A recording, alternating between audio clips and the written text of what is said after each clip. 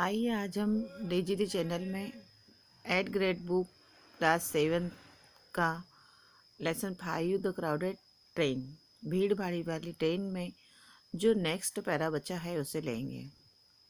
The other passenger in the coach appear to be rich businessman. They were well dressed just as the train was about to start. A poorly dressed young man with a worn out suitcase jumped in and sat down. He looked as if he had no job. The young man's coat was tight and short at the back. The other passenger in the coach appeared to be rich businessman. क्या था कि coach में जो दूसरे यात्री थे, other passenger माने दूसरे यात्री जो थे, इन कोच में दूसरे यात्री कैसे प्रतीत हो रहे थे? Appear to be a rich businessman, वह धनी व्यापारी प्रतीत हो रहे थे। वे अच्छे, वेल ड्रेस्ड, वे अच्छे ड्रेस पहने हुए थे।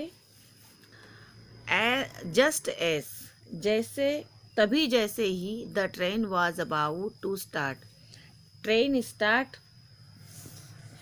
जैसे ही ट्रेन चलने वाली थी, a poorly dressed young man with a worn out suitcase jumped in and set down. जैसे ही ट्रेन चलने वाली थी, एक गंदे कपड़े पहना हुआ व्यक्ति अंदर कूदा और बैठ गया, सेट डाउन।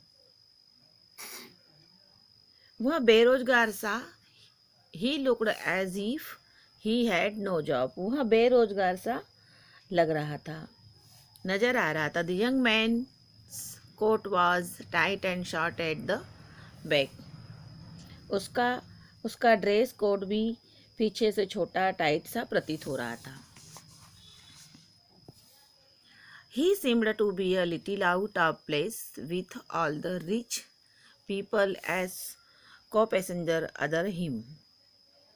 वह अपने को पैसेंजर, सहयात्री, जितने भी उसके साथ में सहयात्रियों से जो सब धनी लोग थे, कुछ अलग अलग प्रतीत हो रहे थे।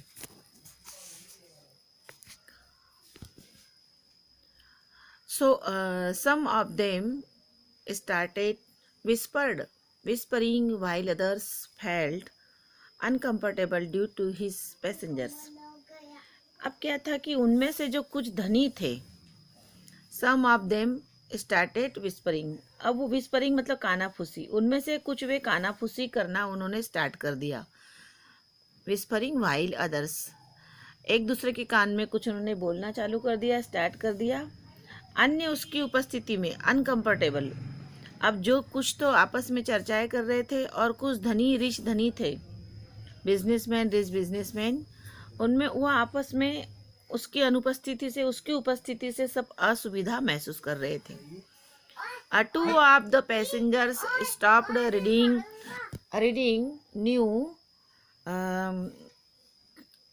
newspapers and looked up and down at the young man as they started reading again.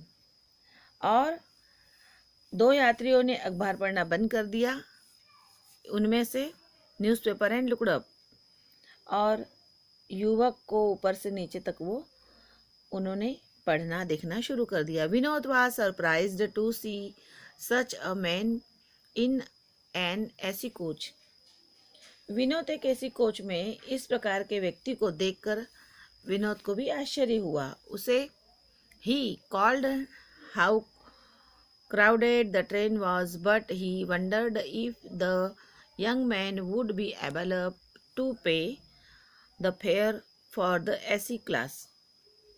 Vinod एक ऐसी कोच में इस प्रकार के व्यक्ति को देखकर आश्चर्य हुआ। उसे याद आया कि रेलगाड़ी कितनी खचाखच भरी थी। क्राउडेड द ट्रेन वॉज, बहुत पूरी भरी हुई थी, पर उसे आश्चर्य था कि क्या वह युवक ऐसी श्रेणी का भाड़ा चुका सकेगा। Vinod thought perhaps the young man expected that no one would come to check the ticket and he would be able to travel even without a ticket. अब क्या था कि विनोद ने सोचा कि वह शायद युवक आशा करता होगा कि कोई भी टिकट चेक करने नहीं आएगा उस पुअर मैन के बारे में, और वह बिना टिकट यात्रा कर सकेगा, विदाउट टिकट। पर और आगे लेकिन एक आधे घंटे बाद ही एक टिकट और बाकी जितने भी थे टीसी, आधे घंटे के बाद ही टीटी आ गया और विनोद ने उसकी बाकी राशि अदा करने के लिए बाहर निकाला। फेयर मतलब किराया।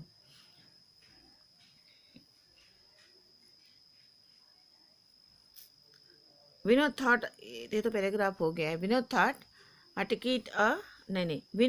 perhaps the young man expected that no one would come to check the tickets and he would be able to travel even without a ticket. But just after a half an hour the TTE appeared. अब TT डिब्बे में आधे घंटे के बाद प्रवेश करता है। Vinod held out the ticket and the money to pay the difference. जो ऐसी कोच का अदर्स फेयर बन रहा था, उसने अपना देने के लिए बाहर पैसे निकाला। The young man said still he had no ticket at all.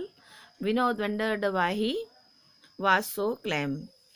Is he not afraid of the law? Will he pay the penalty for traveling without a ticket? The TT moved towards him and he showed the ticket very calmly. बहुत शांति से उसने calmly means Shanti. He had a वैध ticket for a travelling in a AC coach. इस तरह युवक वहाँ स्थिर बैठा रहा. क्या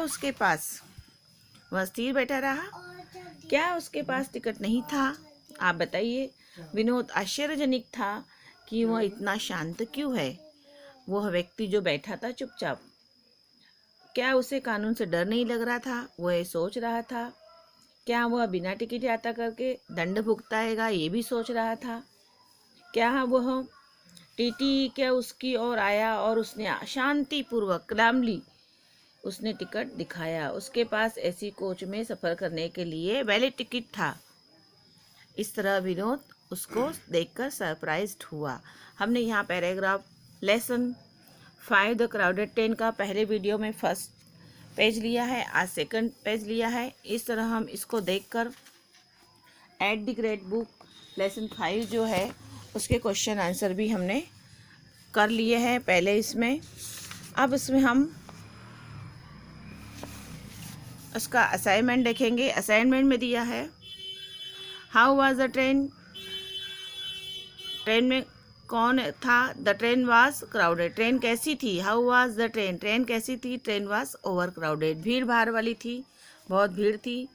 हु जम्प्ड. कौन कूदा. Into the coach just as. जब ट्रेन में कौन कूदा? As the train was about the start. जब ट्रेन चलने वाली थी तो उसमें कौन आके जंप किया? Just as the train was about the start appear poorly dressed. एक गरीब व्यक्ति, फटे हुए कपड़े पहने हुए. Young man with a worn out. उसके पास एक फटा हुआ सूटकेस था. और जंप्ड इनटू द ट्रेन. उसमें आके वो कोच में बैठ गया. अब यहाँ पर देखने वाली बात है मेन, हमको ध्यान से कि आंसर द 3-4 सेंटेंस. कुछ 3-4 सेंटेंस दिए हैं हमको. उसमें क्या करना है? प्रीफिक्स मतलब पहले जो लगता है, उपसर्ग, जिसको हिंदी में उपसर्ग कहते हैं, prefix.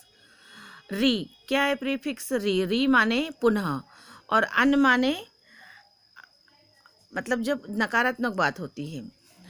Right the new words and right there meaning. अब उनके मीनिंग लिखना है. लेसन हमारे 5 से लिया गया है. री. राइट माने लिखना, टोटल माने कुल, टेल माने कहना या बताना, डायल माने डायल जो हमारा डायलिंग होता है.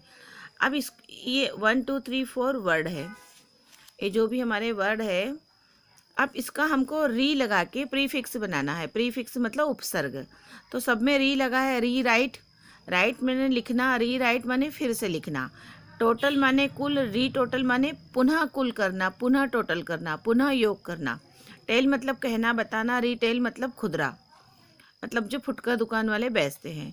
डायल माने डायल, रीडायल मतलब पुनः डायल करना, जो हमारा एक फ़ोन का जो डायल होता है उसको डायल कहते हैं। वॉच का भी डायल होता है। अब इसी का थर्ड, राइट अगेन, ठीक फिर से, टोटल अगेन कुल फिर से, टेल अगेन फिर से, और डायल अगेन फिर से डायल करें। अब और कुछ वर्ड्स दिए हैं। अनहैप्पी मतलब प्रसन्न, ऑफिशियल मतलब अफसर या कार्यालयीन, कंफर्टेबल मतलब आरामदायक, एक्सपेक्टेड स्वीकार करना। ये कुछ वर्ड्स है, इसमें कुछ एग्जेक्टिव है, कुछ नाउन है, कुछ वर्ब भी है। तो कुछ इन वर्ड्स के हमें बनाना है अन लगा के। अनहैप्पी प्रसन्न, ऑफिशियल अनऑफिशियल। अब यहाँ पर देखिएगा कि कुछ में तो वर्ड का मीनिंग बदल रहा है। अन ऑफिशियल कार्यालय या अफसर।